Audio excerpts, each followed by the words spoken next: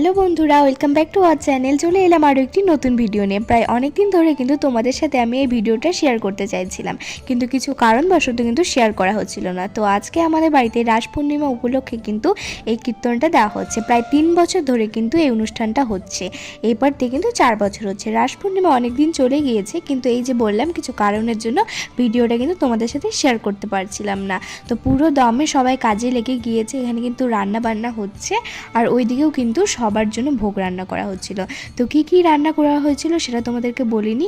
প্রথমেই ছিল লুচি, তারপরে ঘুগনি, ডাল, আর সবশেষে কিন্তু ছিল পায়েস। তো এত কিছু কিন্তু রান্না করা হয়েছে। তারপরে দেখো এখানে আমরা সবাই মিলে কিন্তু আরতি করছিলাম। এখনও আমি রেডি হইনি, রেডি হব। চলো তার আগেই তোমাদের সাথে আমি শেয়ার করি যে কিভাবে এই গোটাটা সাজানো হয়েছিল। বাড়িতেই কিন্তু সবাই খুব সুন্দর করে সাজিয়েছিল।